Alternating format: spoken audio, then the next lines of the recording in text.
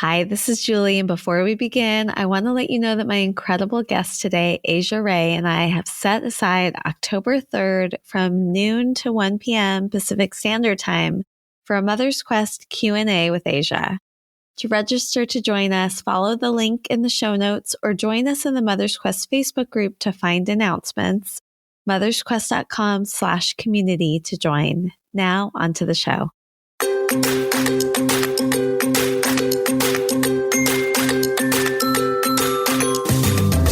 Hi, and welcome to Mother's Quest, a podcast for moms like me ready to live our own truly epic life. I'm Julie Neal, a life and leadership coach, community builder, writer, and mom to two high-energy boys who challenge me to grow into my best self. I'll be right there. Where was I? In the months leading up to a big milestone birthday, I decided it was time to stop sidelining my dreams and realize that I'm the hero of my own journey. I knew I didn't want to do it alone, so I created this podcast to learn from other moms on their own quest, so their words of wisdom and lessons learned could help light the way for mine. I created this podcast for myself. Come along with me, and you'll find some treasures of your own.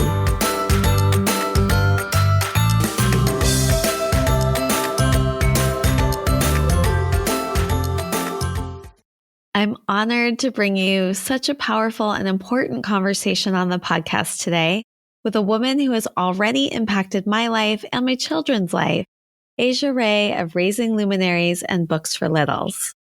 Ashia is a multiracial, Chinese-Irish, autistic neurodiversity rights advocate and the mother of two kyriarchy-smashing young children. As the founder of Raising Luminaries, she helps parents and educators ignite the next generation of kind and brilliant leaders. Thousands of parents like me on a quest to tackle hard topics with our children turn to Ashia, who through her thoughtfully researched and child-tested book lists at booksforlittles.com and in her private group, helps us find the best books to foster age-appropriate conversations with our kids about white supremacy, sexism, ableism, and more. By using picture books to make hard conversations easier and to introduce complex topics simply, Books for Littles also educates grown-ups like me, who then go on to have ongoing discussions with our littles and our extended community. I love the opportunity to delve deeply into how Ashia experiences the world as an autistic adult and mother, how we can deepen our own awareness, understanding, and advocacy for neurodiversity, and how we can fight all the isms, smashing the kyriarchy, the intersection of them all, through the power of books. Before I share my biggest takeaways from our conversation, I want to introduce my friend Kate Amu-Gottfried with this episode's dedication. Hi. I'm Kate Amu-Gottfried, and I'm honored to dedicate this episode of the Mother's Quest podcast to my two sons, Marlo and Miles, and to the group of women teaching me what it means and how to be an activist. Tonight, my sons and I read a children's book called The King of Kindergarten, which was very fitting as my 5.5-year-old autistic son, Marlo, begins his first day of kindergarten tomorrow. Ashia Ray and Books for Littles has been an inspiration for me and my children through her carefully curated book lists and reviews, but also her personal brand of seeing and being in the world. Ashia is somehow able to hold it all simultaneously. She consistently identifies all of the isms and the impact of their regular intersections. She has introduced me to the idea of the kyriarchy, and as a voice I will return to over and over again as I learn what it means to be an allistic parent to an autistic child. Ashia's voice and experience about what it means to be biracial in America also hits home. I'm the white mother to biracial sons.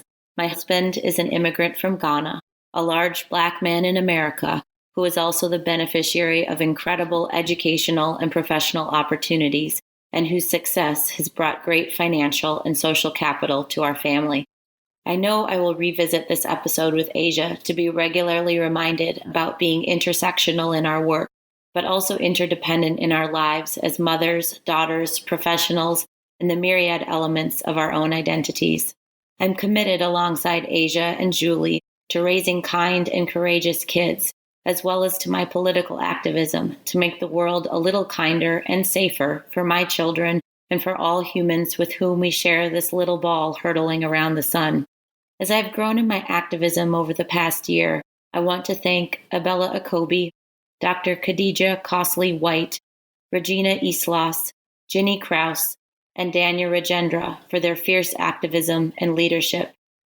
These are each teachers whom I deeply admire. I will close with a quote from my college friend Danya.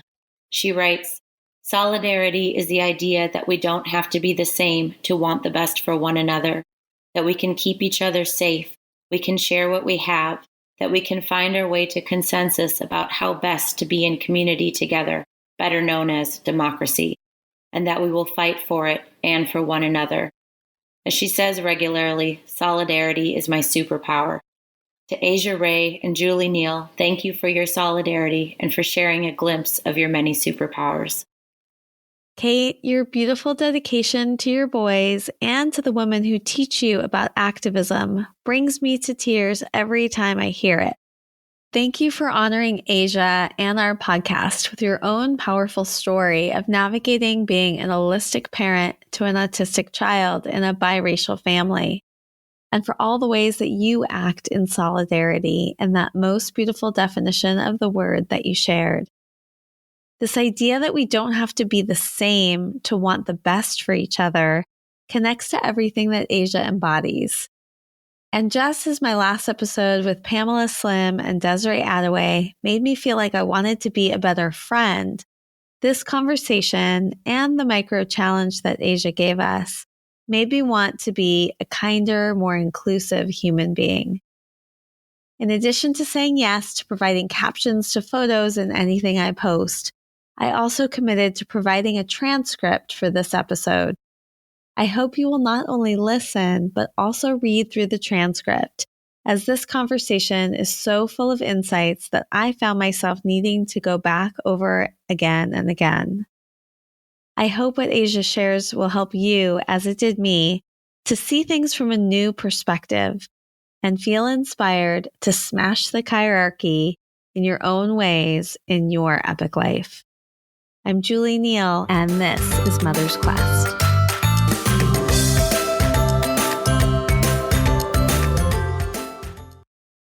Asia, welcome to the Mother's Quest podcast. I am so excited to have this conversation. Oh, thank you so much for having me. I'm really excited to have this experience because it's almost like a completely different culture of my more concrete, autistic kind of oriented population. And then the kind of journey and quest and listening to the language of your podcast. It's like a completely new world for me. So I'm kind of excited to experience this.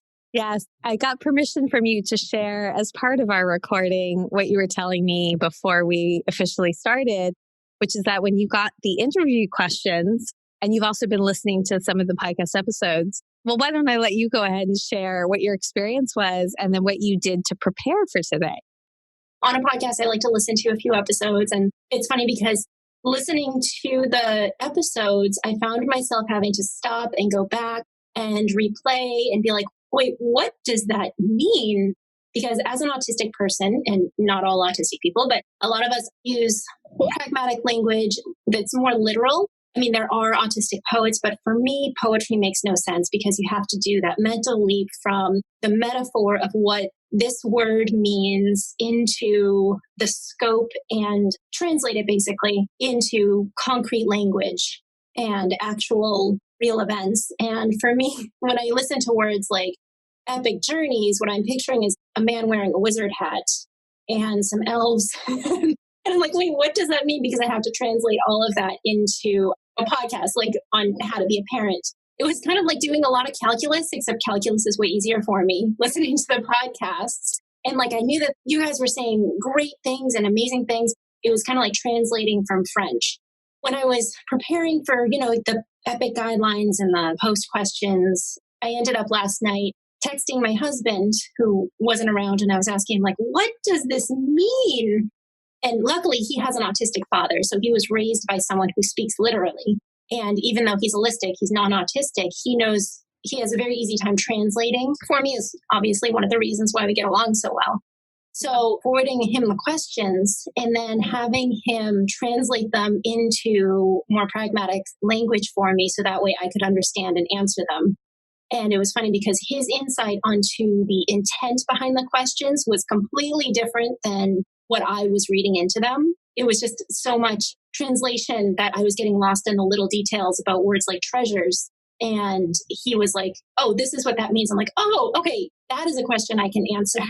He's a very helpful person to have around. Yes. Thank you to your husband for that incredible role of being the translator. And, as I heard you share that with me today, one thing I thought immediately is that you're not the only one who's had that experience. And so I know that sometimes these words also just don't resonate with people, but I'm really appreciating what you're saying about that they also don't make literal sense, that they're broken down. So we agreed today that as I asked my questions, that you would provide what the translation was, which I think will be so eye-opening and helpful, not only for me, but for other people who are listening. So let's do that. Let's go ahead and officially start. Oh, before we do, I thought of one other thing as you were sharing. I know this because we've had a conversation before, but for people who haven't heard the term autistic before, could you tell us what that means? Yeah. So typically when you hear about things like autism, ADHD, dyslexia, you see them as a deficit. They're seen through the medical model of disability, which is the dominant narrative that we have in this country.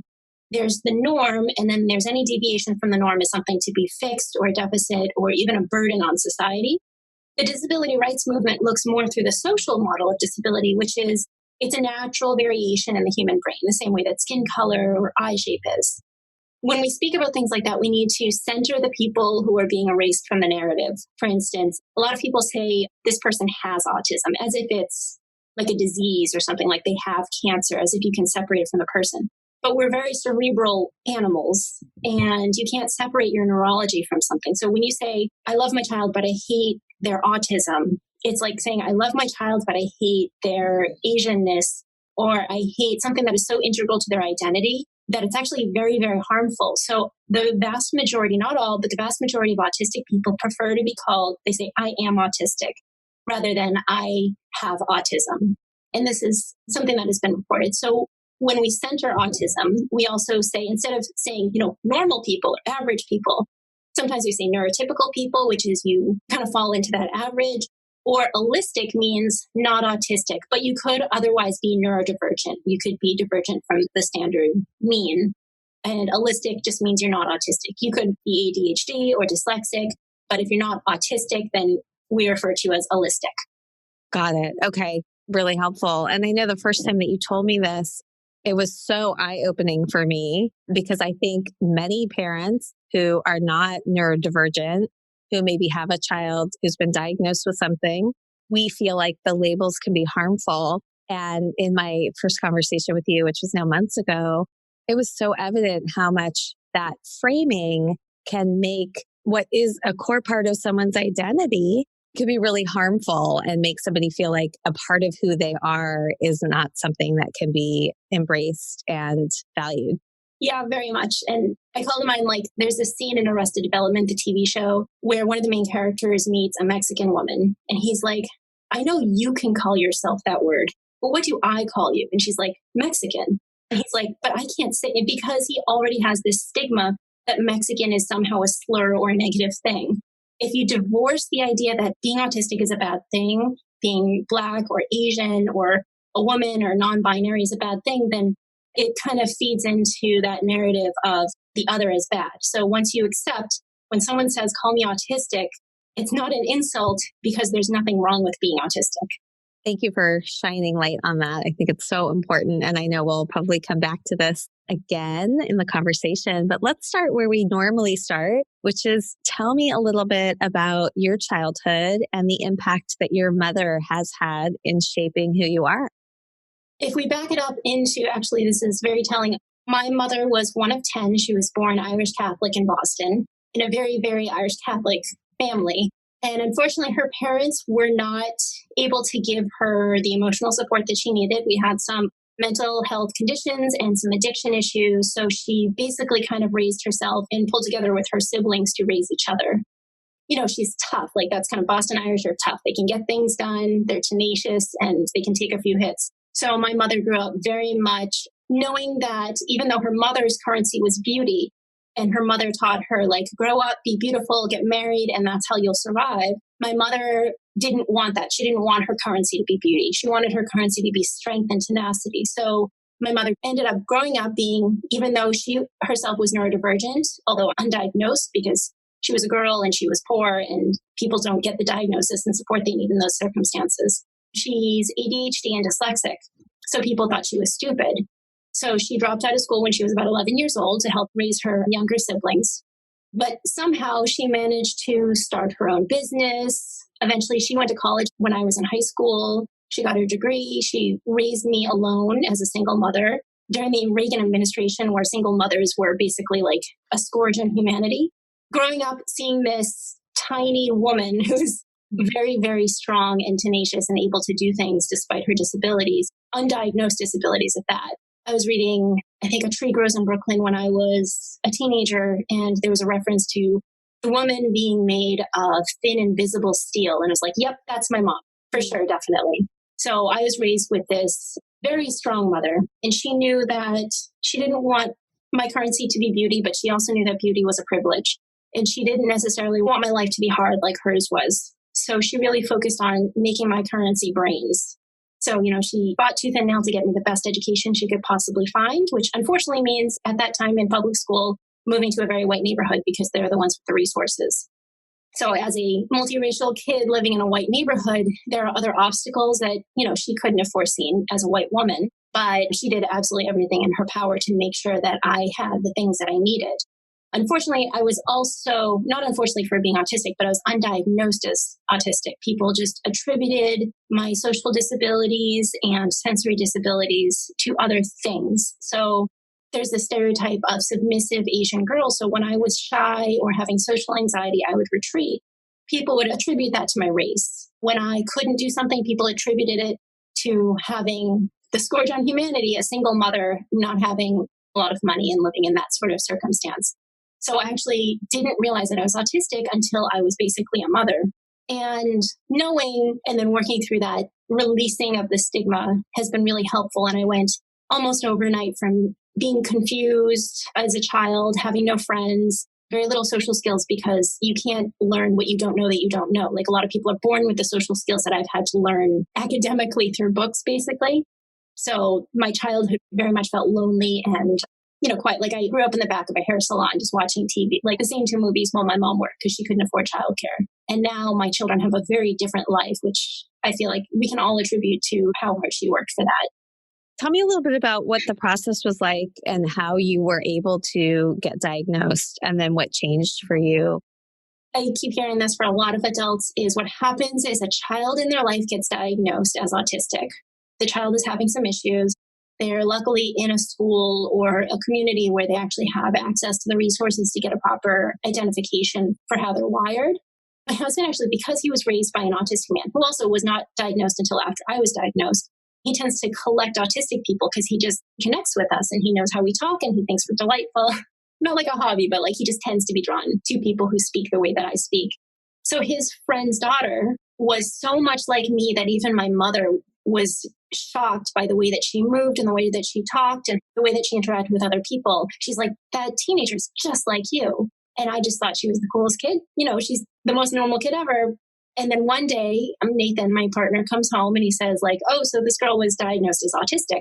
Because she was diagnosed as autistic, her dad also found out that he's autistic. So my good friend and his daughter are autistic. And I was like, but they're the most normal people I know. They're not like the people on TV. They're not flapping their hands in public and they're not, you know, like repeating the same words over and over because they, like me, know better than to do that in public. And then we didn't realize until we had this discussion that Nathan is like, but I don't even feel an urge to do these things. And I'm like, but I thought everyone feels these urges and everyone finds fluorescent lights painful and everyone has to recover for a few days after a party. It's just that everyone's tougher than me and they just bounce back faster than I do. So after learning what autism actually is beyond the very harmful stereotypes that we see in the media, I was able to understand that some things are harder for me than they are for other people. And it's okay for me to back away and pick my battles and not go to every single party, because for most people, parties are enjoyable. And for me, parties are awful. It's like a spooky horror house or something. So life has just been a lot easier because instead of pouring all of my energy into being seen as normal, sitting on my hands so I don't stim, trying to figure out what's going on, translating all of this metaphorical language, I can just sit myself down and focus on what I want to do. And I have all this energy and left to be creative and to make the change that I'd like to make in the world. And how old were you when this happened? 29 when I first got the first inklings. And then there's always a few years of working through and being like, no, I can't possible. I'm just being like a hypochondriac. I'm just reading into this. And so if I'm understanding the way this happened, you were already with your husband at the time? Yep. Mm-hmm. And he grew up with a parent who is autistic, but he hadn't identified yet these things in you? Before you're like, I don't know any autistic people, right? And then you start to realize, particularly when you come out and you start telling people that you're autistic, as opposed to trying to hide it so you can get clients to hire you and people not to judge you. You start to have more people also disclose oh, hey, I'm autistic too, or my child is autistic. And you start to realize there are so many of us, but we're all staying quiet because of the stigma behind it. I'm going to ask this one more question and then we'll move forward. I'm so appreciating what you're saying about the stigmas about autism and that there are so many people who are autistic that do not reflect the reality of what is so often portrayed. At the same time, I know that autism is also on a spectrum and that there are people who aren't able to communicate or might have behaviors that are more of what we see as the stereotype. Can you just share a little bit about, that distinction and how to help us think about the very real lived realities of some people on the spectrum? Yep. So one of the things that we're working to disseminate is when we picture autism as a spectrum, a lot of people are picturing a scale, like keys on a piano. And what the spectrum actually is, it's multidimensional. It's not from very little to very much. It's 5 different points. It's more of a color spectrum, like when you're using a color dropper.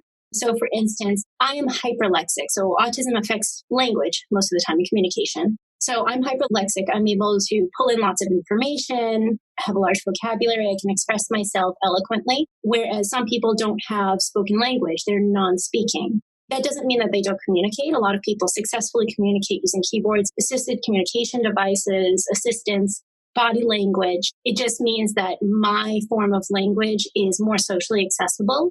I don't have as many hurdles getting through a world that's not built for autistic people. That said, I do have my own hurdles. I can hide the fact that I stim. Not all people can or choose to hide the fact that they stim. A lot of people reference self-harming behaviors, things like that. That's a completely separate discussion, mostly revolving around control. For instance, if I start doing self-harming behaviors, that is going to be because I have lost control, and the feeling of poking my skin gives me a little bit more control in an environment where I'm feeling immense amounts of anxiety. Mm-hmm. So there's been kind of this divide between what people call high-functioning autistics and low-functioning autistics. And what that does is that it's a tool, an unintentional tool of supremacy to divide and conquer and keep us as an oppressed group, basically. When you call someone low functioning, you're taking away their agency. You're assuming they're too incompetent to choose their own path. We're saying that if they use assisted communication, that communication isn't worthy of being listened to because it isn't eloquent. And we do the same thing to, African-American vernacular. We say, if you speak that way, then you can't be educated enough to advocate for yourself. And that's completely untrue. So for instance, on Wikipedia, Amy Sequenzia, her contributions are disregarded because she uses assisted communication. So she can't, even though she's able to communicate quite well, she's disregarded because she doesn't speak the traditional way that we find socially acceptable. At the same time, I have some significant disabilities that other people who are non-speaking and who are visibly, you can tell that they move differently through the world, that they might not have. They might be socially charming. They might have an easier time transitioning from one activity to the next. And I need, for instance, if I went to the grocery store, I would need 48 hours to recover. If I go to a party, I need 6 days to plan through all of my scripts so that way I can appear non-autistic. And it's a huge amount of emotional labor. But the thing is that all of mine is hidden. So this is how we make sure that people who are seen as high functioning, which is just not even a thing, are told that their disabilities don't matter, they don't need accommodations, and that's how we keep them from speaking up and keep them from advocating for themselves. At the same time that we tell people that they're low functioning and therefore they don't even know what they need, and we need to tell them what they need. Wow. So often in the middle of interviews, I have a part of the conversation where I know I'm going to go back and listen again. And this is one of them. Thank you so much for sharing all of that. Yeah, I'm glad to share. Out of curiosity, did that first question I asked you require translation? No, it was That one was worse. Yeah. So it was funny because my partner's like, that first one is pretty obvious. Like, I'm like, yep, I agree. That one makes sense. Okay, so we had one down. Well, now I want to move into what may have been feeling like the part of the conversation that's a little bit harder to grasp, this idea of living an epic life. It came to me and has really become a framework, not only for Mother's Quest, but for how I live my life. Because I had been doing some reading and learning about the hero's journey, the work that the anthropologist Joseph Campbell was doing about like every classic story that we kind of learned about and read about and seen in the movies follows this kind of similar story arc of the hero or the heroine sort of answering a calling and saying yes and going on this journey and finding things they were struggling with, but also finding guides to help light the way. And then at some point reaching like, the treasure or the elixir and then, bringing that back. And I was really compelled by it, but there were many ways in which that version of the hero's journey didn't resonate for me. I've really taken on more of a feminine perspective about it, that first of all, it doesn't have to be a harrowing journey, that we could actually welcome in the experience of saying yes to the things that we really want to do in our lives, but to feel like we could do it with support.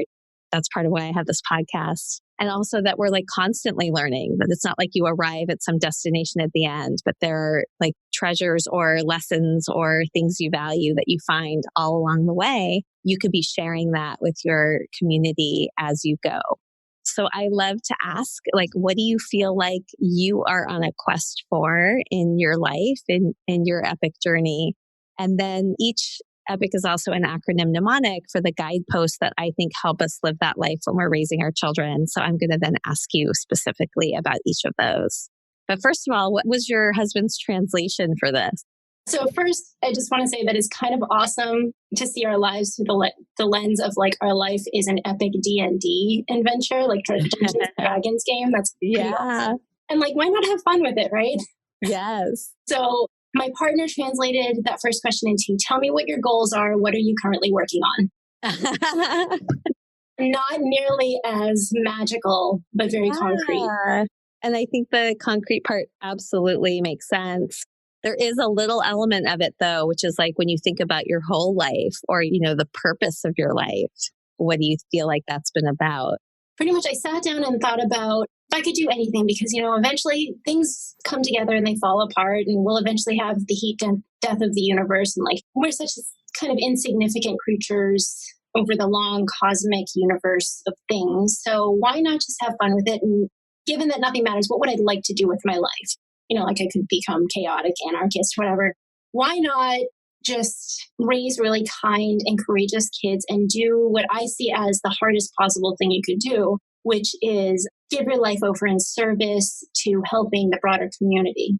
And it's important. One of the things that I focus on, and I was discussing this with my partner, is I mainly do what I do outwardly in the public sphere because I want to show my kids that it's okay to do things even though you're not exactly sure what you're doing. And because you have a goal of just helping and being kind, even though it's not making a ton of money and even though it's not traditionally seen as a valuable thing. Like I was raised partially in, Irish Catholic, which is very like, learn how to take care of yourself, learn how to fix your own house, be self-sufficient.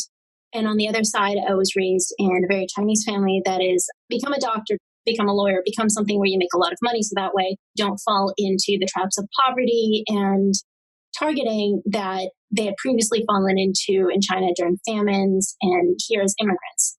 This is my way of telling my kids that, you can follow your own path and you don't necessarily have to do what the previous generation thought was best for you.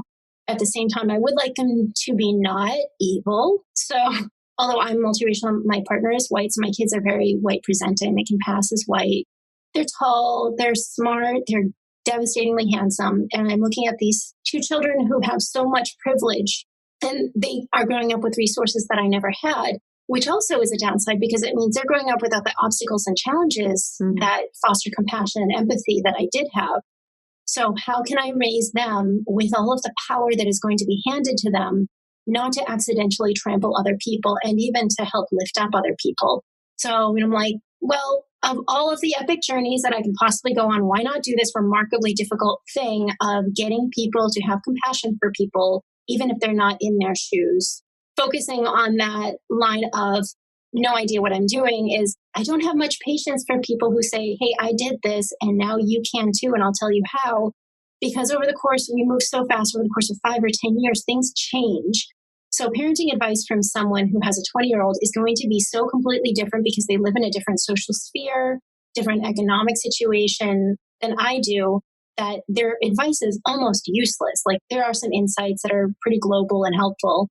But if I wait until I know exactly what I'm doing and I make sure that my kids actually turn out not to be axe murderers, I'm not going to be at all in touch with people who have 7-year-olds now, or 7-year-olds then. I'm like, you know what? I'm going to do this. This is what I'm wrestling with right now. If anyone wants to learn from my mistakes, which I will make many of, I just want to keep, accountability procedures to make sure that when I make mistakes, feel free to correct me. I will fix them. I will teach other people, and people can learn from me basically bumbling around like a silly person. Yeah. And I resonate so much with that too, about not feeling like I have figured this all out. Like Mother's Quest is all about what am I currently on the quest for? What am I grappling with? What am I trying to learn? And then who can I learn from? Like who can help shine a light for us? And that's why the podcast has been such an incredible way to really be in it and just grapple with it, but alongside others. So I really get that. So how did you get the idea then to create Raising Luminaries? We didn't have many resources. We don't have childcare. We moved to a city that is inclusive for multiracial people for the first time ever. This is the first time I've ever been in a place where other people look like me. We lived in a city where it's inclusive for people with disabilities, even though I didn't know that at the time when I moved in. But it also means that it's remarkably expensive. It's like, I read someplace like the third most expensive place in the country. And so we have no money because all of our money goes towards paying for this house to keep our kids in these schools so our kids can feel safe as neurodivergent Asian Americans, basically.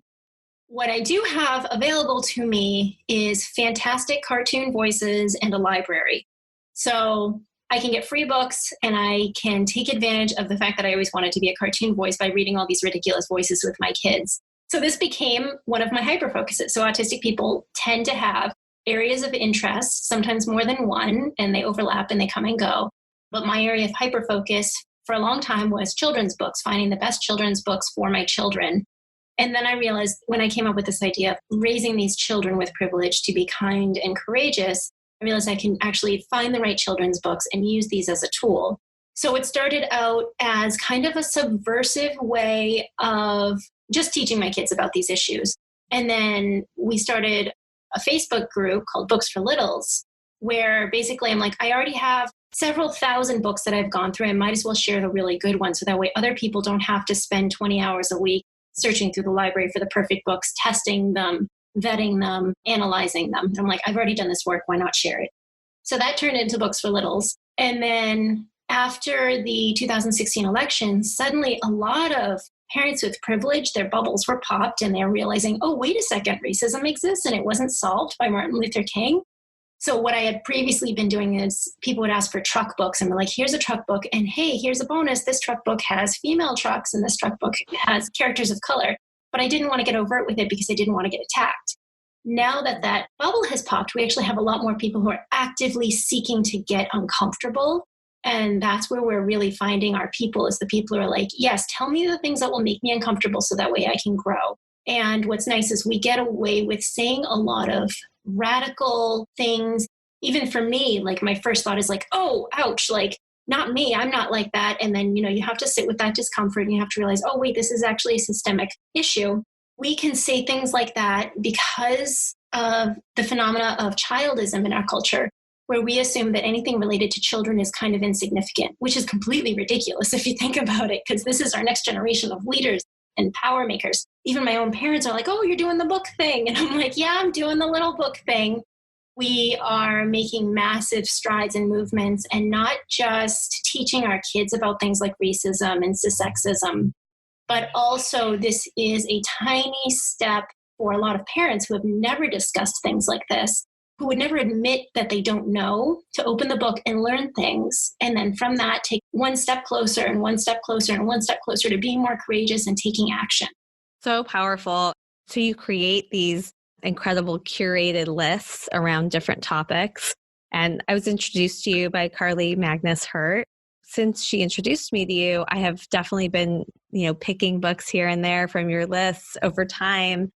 So appreciate them. Mostly I read with my youngest, who, some of his favorite books are the ones we picked from your list. And I can tell too, as I read them, even though I'm also doing a lot of work on my own in adult spheres, how much reading these stories is helping me unpack my own bias and see things from another perspective and angle. And it's been really powerful. Thank you for the work you do, which is not little. It is really impactful. Well, thank you. And I also do want to say, as we've been moving, and developing from Books for Littles to like a broader envelope of Raising Luminaries and like the different tools that we can use, Carly has actually been a really great source of support for that. So shout out to Carly. She's an amazing mom and a great doer, right? She's incredible. Yeah, so it's great because we're pulling in all these people. And, while my skill set is analyzing books and uncovering implicit bias in them and how they feed into the dominant narrative, even though they're adorable and cute, we also have April is starting something called a Student Ignition Society, which is like an arm of Raising Luminaries, but it's focusing on helping teachers. Because I have a lot of teachers who ask me for lesson plans based on the books. And I'm like, I have no idea how to do that.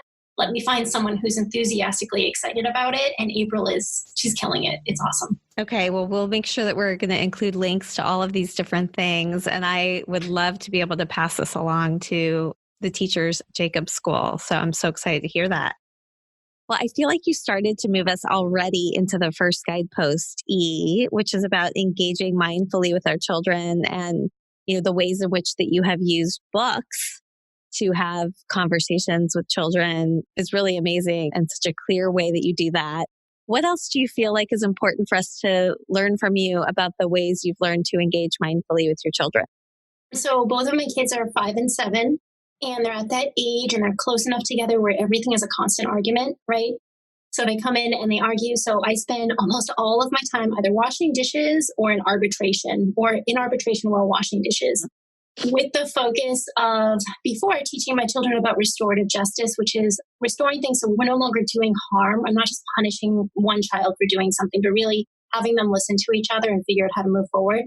But now we're actually learning about transformative justice, where we find out the systemic issues and the deep-seated problems that they're having with each other, whether or not someone has had a nap, whether or not they're hungry, in transformative justice. So that's something I'm practicing right now, and I'm in the middle of it, and I have no idea what I'm doing, but I'll tell people about it once I've gotten a little bit of a handle on it.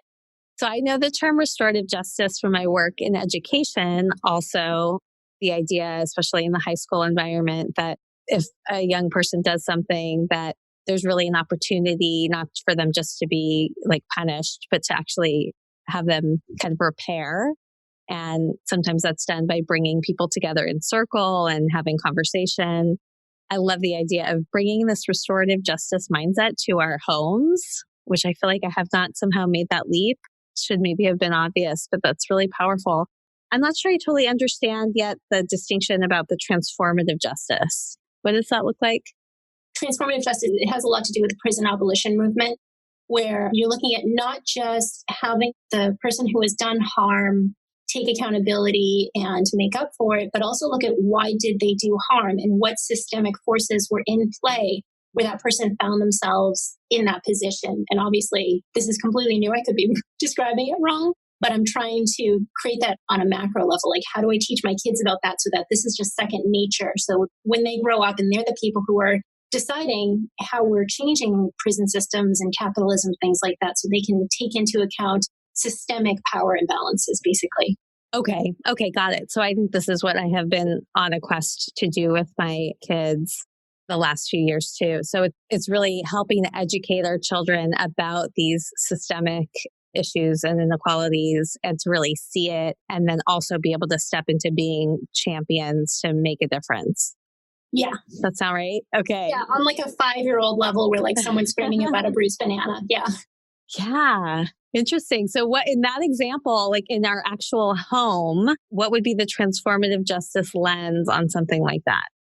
So one of the things about it is it's messy and it doesn't always look the same. It never looks the same from time to time. So one of my kids, the autistic kid who is neurotypical, has a friend over. They're playing, they're bouncing around, and my autistic child is getting very irritated because they're not doing the proper thing. They asked him to build something out of Legos or something. He's building the thing out of Legos. They're ignoring him, and he's getting very angry because he's hooked on, he's not transitioning away, that they've moved their playtime.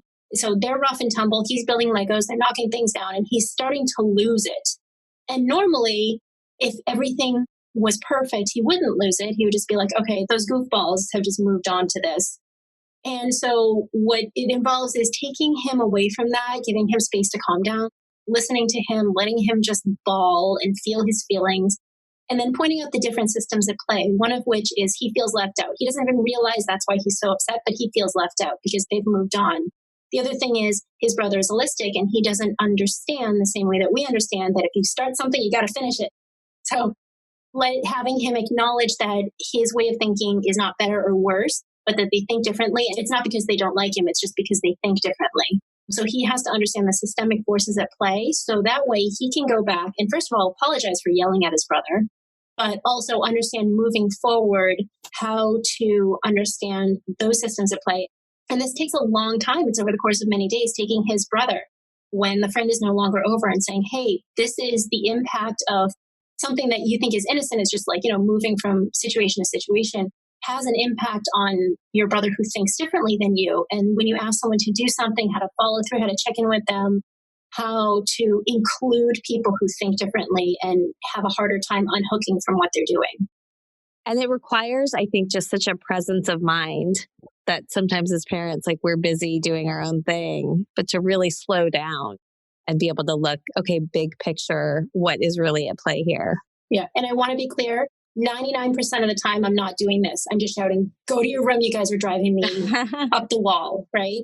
So on the few times when I actually can try and catch it, if possible, I have a book in my toolkit that kind of speaks to some of these issues. So it's really helpful having that archive where it actually starts with reading the book and being like, hey, this is kind of similar to what happened today, right?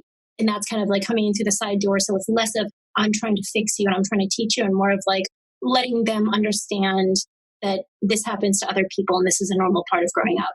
Yeah, I love that side door, using the book in that way.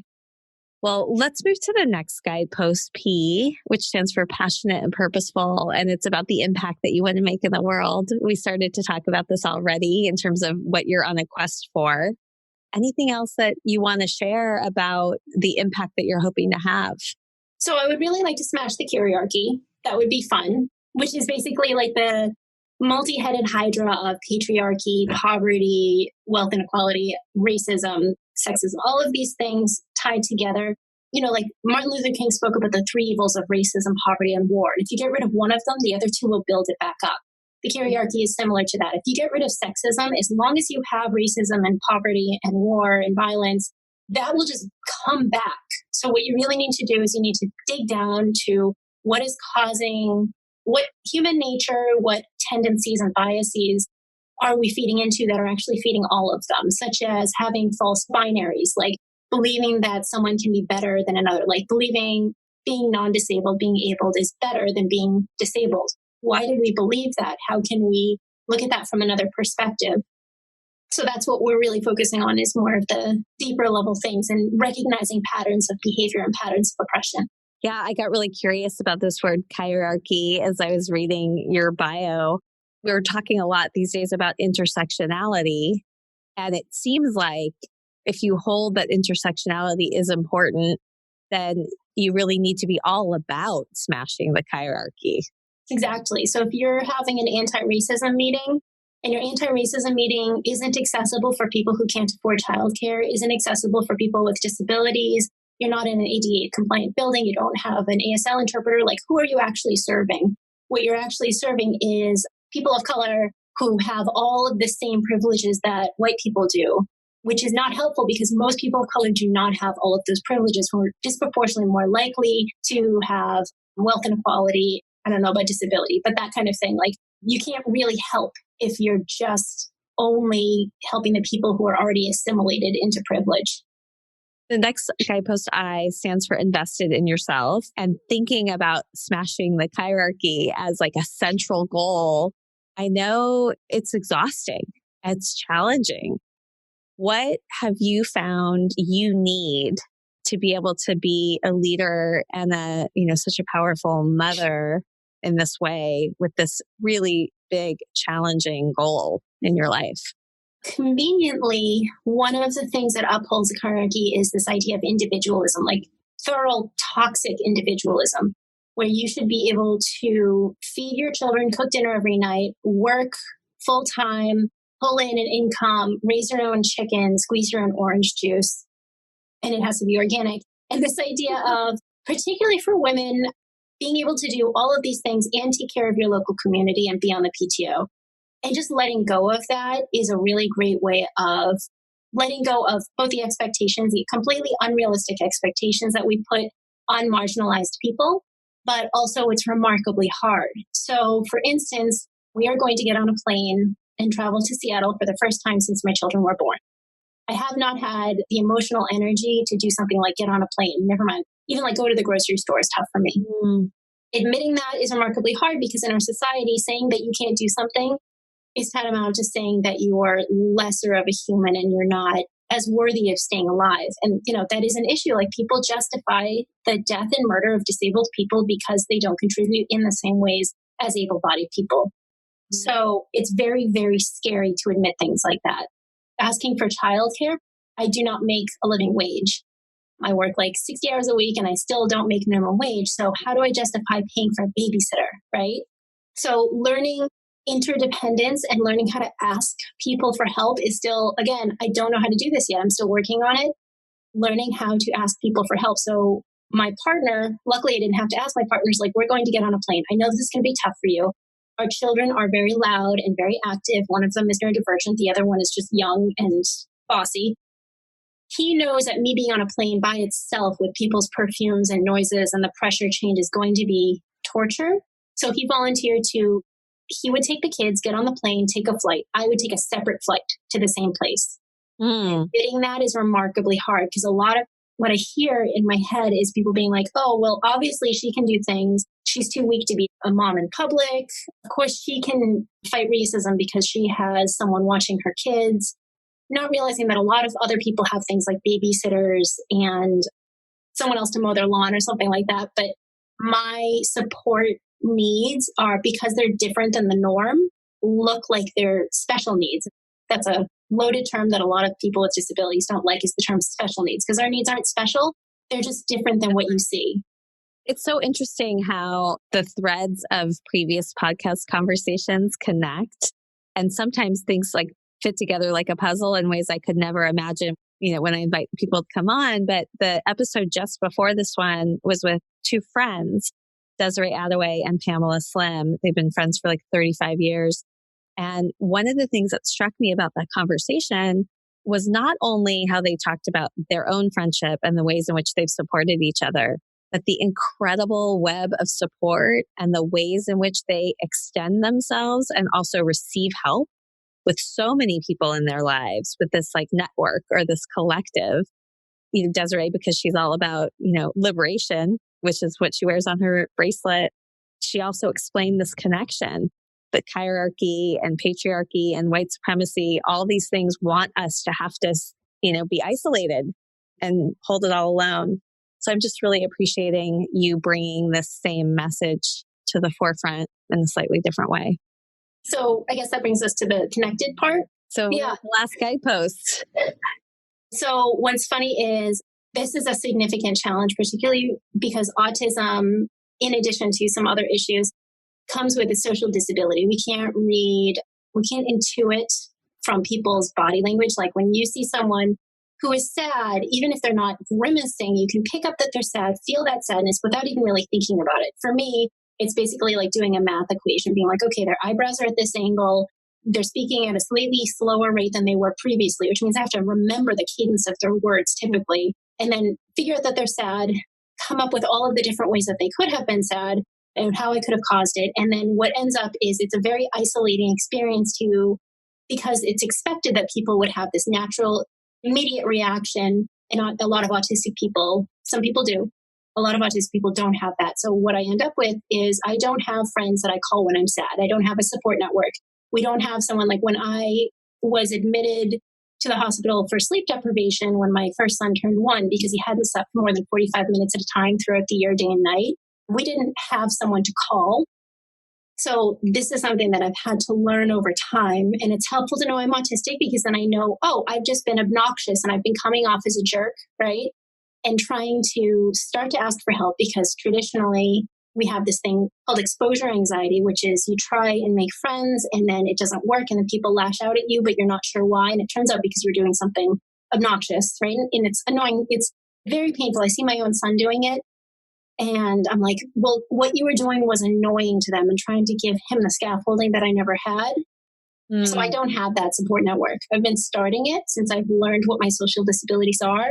Like I have one local friend named Carrie. She's great. I'm starting to get comfortable with asking her for things. We have April is running the Student Ignition Societies, and it's always terrifying. Asking for help is always, always, always scary, but we have to build that bridge of trust where I am pretty confident that these people are not going to smack me in the face for asking for help. So, and then also holding back that very internalized capitalistic tendency to want to offer money, because that's the only thing we value here is like we live in a capitalist society. If someone does something for you, you have to give them money for it. Ironically, people don't expect that for disabled people.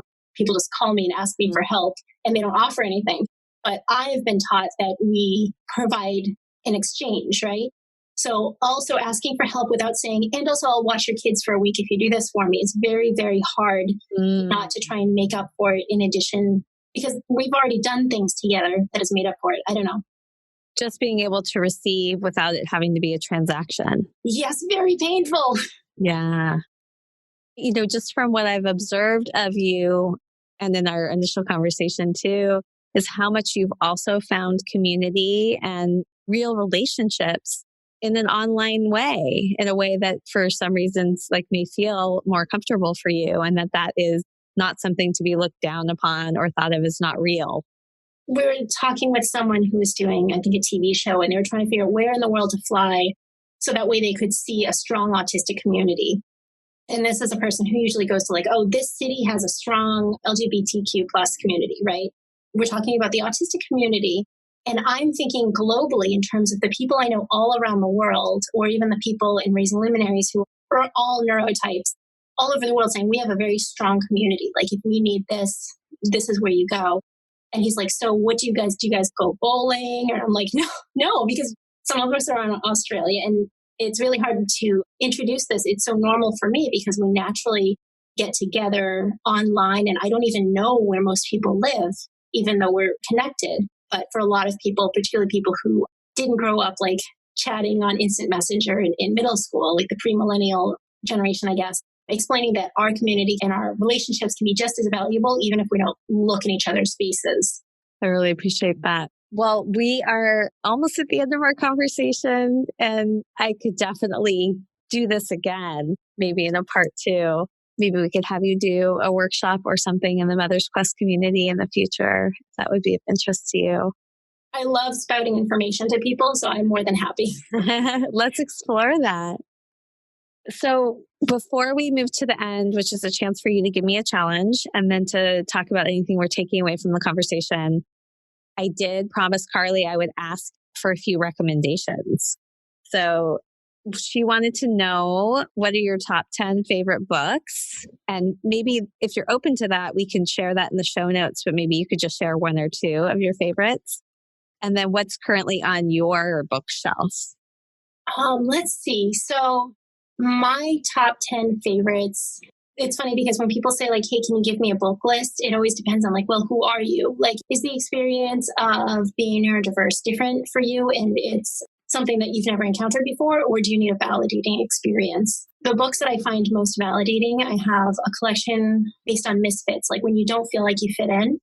And these are the books that I keep coming to, particularly for my kids when they're feeling lost and lonely, when they're having these social conflicts, and even when I am feeling like, oh, I tried a thing, I failed miserably, I realized that what I said was problematic.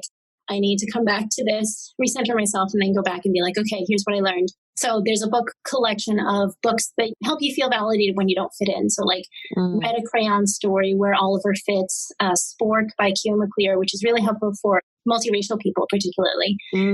Not Quite Narwhal, those kinds of books that speak to that sense. And also connecting with your epic journey idea is the people who don't fit in, they kind of have to go out into the world and learn who they are, even though the world tells them that they are not something. So growing up biracial, you have Asian people telling me that I'm not Asian enough, and white people telling me I'm not white enough.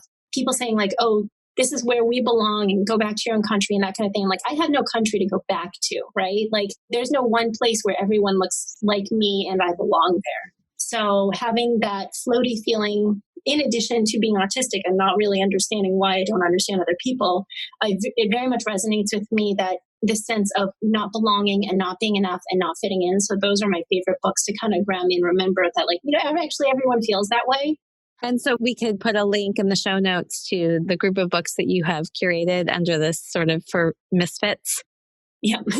Is that what it's called? I keep changing. It's funny because I change the titles of these things all the time because, like, to try and see what titles are connecting with people. Yeah. And something as simple as changing a title, you'll go from like no traffic to like 15,000 people will visit it a day. Wow. And it's amazing how those tiny little tweaks really change whether or not someone feels like it resonates with them. So honestly, I've changed the title of this so much, and very people actually pay attention to it. And I think it's mostly because most people don't understand that their children, even if they don't feel like misfits in their own families, will go out into the world and feel that way. And they might not tell their parents, because this is something most kids don't come home and be like, I'm a loser. Right? And it's great if they do, but they're not always going to tell you that. So these are the books that we need to read before the kids start to feel like that, so they have the scaffolding knowing that they're not alone. Yeah.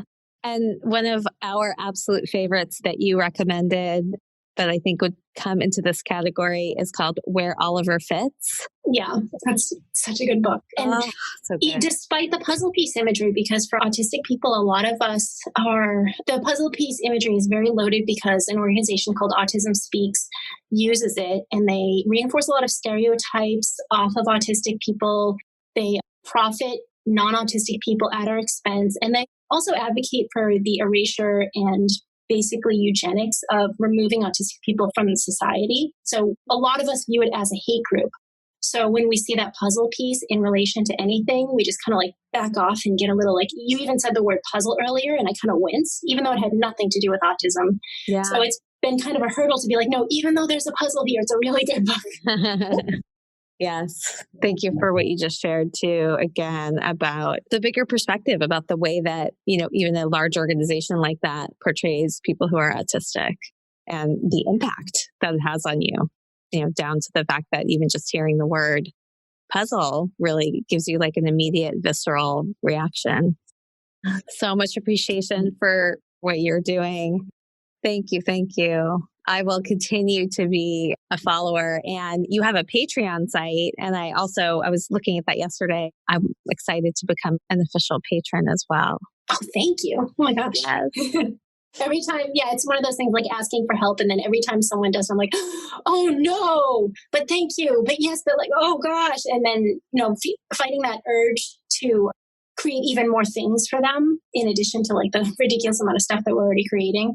Yeah, it's a weird balance. Mm-hmm. Yeah. And I mean, you are creating incredibly valuable work in the world and should be valued and compensated for that.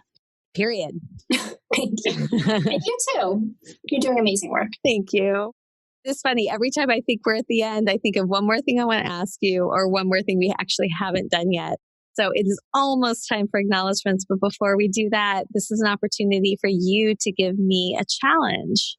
A challenge. So I like to start with very, very small micro challenges that I feel like are easy enough, but also force you to self-internalize as I'm the kind of person who does this. And therefore you take it forward even when someone's telling you not to. And then you might pick up other habits that fall into that identity.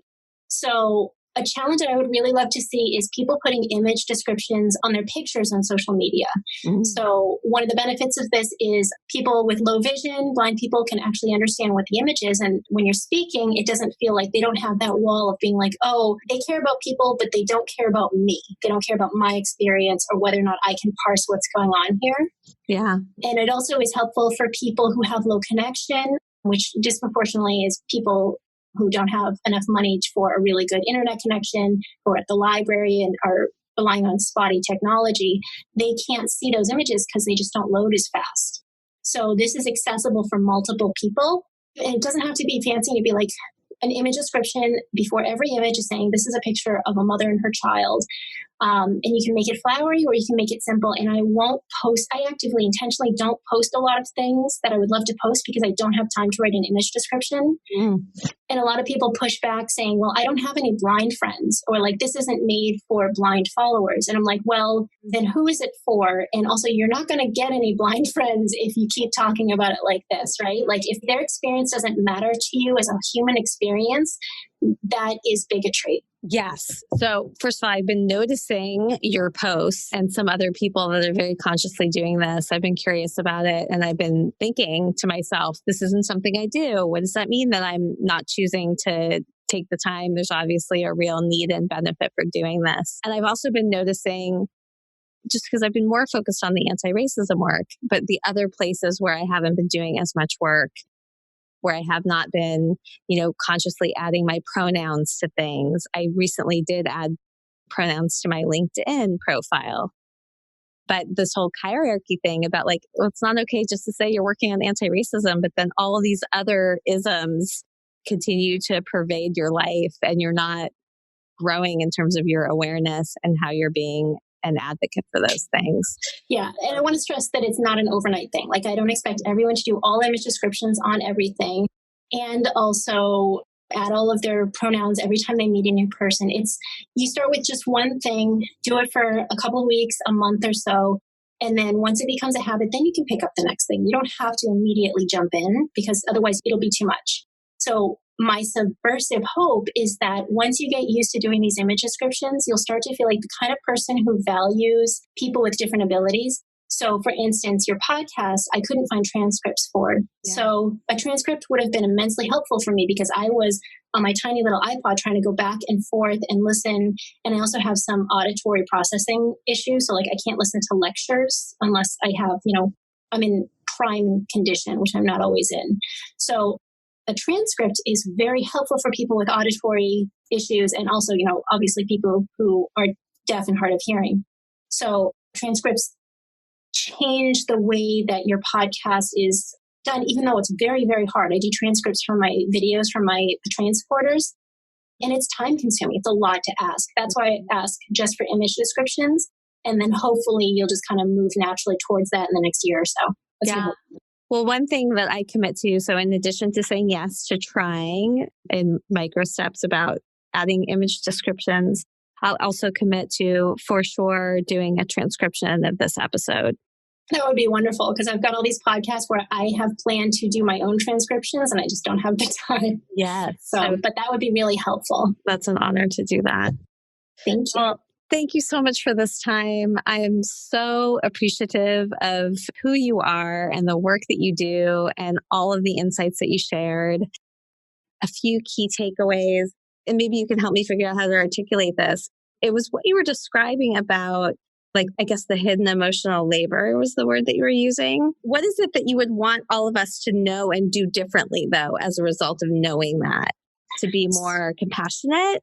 So one interesting thing is, I'm not sure if you're familiar with it, and it's incomplete, is spoon theory. I want to say it's Christine Misandro. I can't remember her name exactly, but if you include this link in the show notes, she has an article about, so she has chronic pain and I think MS. So she was trying to explain to a friend what it's like to move through life with this disability, whereas her friend does not have it. So she was in a diner, she grabbed all the spoons and she's like, okay, to get up in the morning takes one spoon. So she takes a spoon away from her friend and she's like, okay, I can either call and pay an electric bill, or I can go to the store and this one will take 4 spoons and this one will have 5 spoons. And the friend's like, but I only have like 10 spoons. And she's like, well, you have to pick which ones you're going to do so you can get through the day. And then she's out of spoons and she's like, but I want more spoons. And she's like, you can't have more spoons. So one of the shortcuts that we say, particularly for people who are supporting us, is like, I'm out of spoons. So I say that to my partner. I'm like, I'm out of spoons. And he's like, okay. And he knows I can't take emotional labor. I can't take decisions. He knows what it looks like. He knows he needs to take the kids out of the house so I can have some quiet. Yeah. And a lot of that is building a sense. And this is actually one of my takeaways. A lot of building a sense of trust and establishing like, here's what's going to happen if you ask me for help. I promise this, and this will happen. I actually built this into a formal accountability statement on my website. I say, if you call me out, or preferably call me in, but if you call me and say, I have been using problematic language, I am not going to attack you. I am not going to out you. I'm going to keep your private information private. I am going to go through all of the incidences on my social media, on my website where I've misused this word. And if it's not relevant, I'll just get rid of it. But if it's a learning experience, I can say, hey, just to let you people know, I misused that word. It's problematic for this reason and this reason. Let's all learn from this. So I have a clear and definitive statement of what is going to happen to you if you come to me, so that way I don't lash out. So the way that you set up your podcast is, what can I do to make this more accessible? And you said that right at the beginning, right? That gives me an out to be like, well, I'm having some problem with the flowery language. And I could hear you taking time to actually think about that, which makes me feel much safer in asking you for help with things in the future, helping me through that ask. And that's just really all you need to do, is just be like, hey, I just want to create a safe space so you know what the results are going to be if you ask me for help. And I won't be able to do everything. If I can, what can I do? Just asking, right? Yeah. Or even better, instead of asking someone to come up, like someone unfortunately had something really traumatic happen to them. And my first response is I want to be like, what can I do to help? But also knowing that me asking is also asking them to do the emotional labor of identifying what they need, and then asking me to do it with the possible repercussions of me saying no, or saying that's too much, or that kind of thing. So trying to twist my language so it's like, what does support look like for you? In hopes that maybe I could do something, or I could find someone who could do it. Or just Googling, how do you help someone who's been through a traumatic situation? It's taking all that labor off of them, Googling it, and then checking back and saying, hey, I've heard that this is helpful for people who've been in your situation. Do you think that would be helpful for you? And then it's a simple yes or no answer, which takes all that labor off of the person who already has all that emotional labor on them. My takeaway was the way that you incorporated that was really great. And I felt safer and safer as we went through the podcast. Thank you for sharing that. I'm so grateful, because I think one of the big takeaways I have, it's so funny, again, the connection between episodes. The last episode made me feel like I wanted to be a better friend and made me more committed to community and to being part of a collective. And I think the impact of having this conversation with you today made me want to be a kinder, more inclusive human being, made me want to notice, what are ways in which I express myself, or choices that I make, like just including a picture or not having transcripts, how that impacts people. I feel even more committed to centering people with differences and providing space and a platform for people who have traditionally been either erased or misunderstood. I'm now a fan of smashing the kyriarchy. We have t-shirts. I'm going to get a t-shirt. I can send you a link. We have t-shirts. Oh, fantastic. And I'm really, kind of getting again the intersections of all of the isms in a way that I didn't fully before. And, of course, my understanding of being neurodivergent and the ways in which that can both be a powerful positive identity, but then also the ways in which there are challenges, and those challenges are real, even if they're not as visible, and how to be more compassionate, open-hearted, and responsible for being a part of supporting somebody who has those challenges. So thank you so much for all of those amazing lessons and gifts. Thank you so much. Well, I feel like, you were already on this journey, right? Like, this is one of the reasons why I agreed to do this podcast as opposed to other ones is you're really focusing on taking your privilege and centering people, and I really admire that. And it's a very powerful experience to be able to be like, all of this stuff is old to me, right? Like I've already been discussing it for, almost a decade now. And so having your perspective on it, and it's very powerful and it's very freeing. And it's also gives me a source of comfort to know that, well, I can take the people who are already kind of on that radical journey. You're collecting the people who might actually not respond very well to me, and you're giving them that gentle ramp in a very kind and loving way, which is very magical work. It's amazing. Thank you. Well, I hope this will be just the beginning of a lot more connection, and let's go conspire later about what we might be able to do together in the Mother's Quest community. And good luck as you finish your summer and you move into your school year. I'm excited to continue to see what you pull together and, what books we might find to ease us into the new year. Awesome. Well, thank you so much.